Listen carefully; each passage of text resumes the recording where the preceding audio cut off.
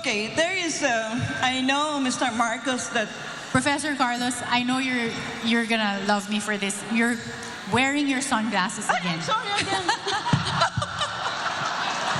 Ay, mag-forgive na kayo, ha? You will all be 75 also. Unless you die young. Hello. Humirit pa yan. Okay, Yes, ma'am. I have a sense that this will be the last time I shall interact with you in a venue like this.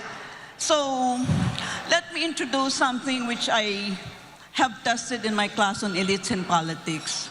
And this involves moving into an area called predicting leadership decision-making. So I hope you don't mind if I give you 3 short questions, but they are related to each other. And it will give our people a chance to know you in terms of your leadership style. The first question is, do you think that you're basically an optimist rather than a pessimist? Number 2, do you think you are basically a high-risk taker rather than a low-risk taker?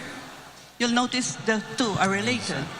And the third question is, do you think you are Machiavellian?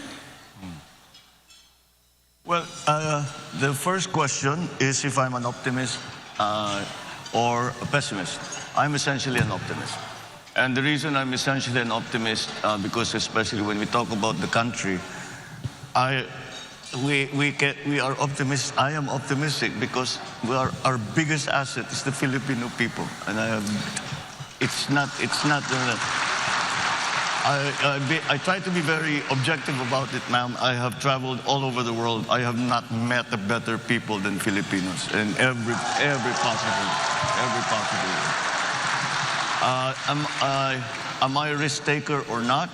When it comes to national issues, I tend towards the conservative only because a mistake will cost so much suffering to so many people. In other words, you have to be very careful with the decisions you make.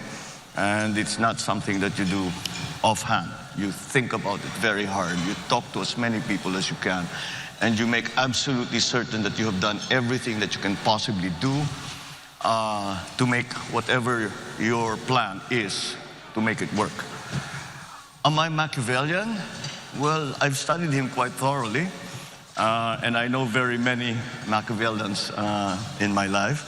But Is it Machiavelli in terms of taking every means to produce an end? Not the other Machiavellian, you know, the bad Machiavellian. Well, certainly. We have to be aware of everything that is going to help whatever it is that you are hoping to achieve. And on a national scale, that means you have to understand very well what the situation is on the ground. Ganito kasi sitwasyon ng mga tao, ito na ngayon sila. Nasa gitna pa ng pandemya, walang trabaho yung mga yan. Umaasa pa rin yan sa tupad, sa IX, etc. O paano tayo lalabas niyan? Where will what are the other countries doing? Kailangan maging maingat so I suppose in the same sense, as you say that these questions were related, it's a way of being careful and being very, very knowledgeable about what are the things that have to come into play so that you will achieve success, whatever that success, however you define that success. So in that sense, yes, ma'am, I am a Machiavellian. Yeah, thank you. In future, if you have time, please come to the university and I will discuss with you. It's called the Operational Code Construct. Thank you very much. Oh, I would love that. Thank you very much. Thank you.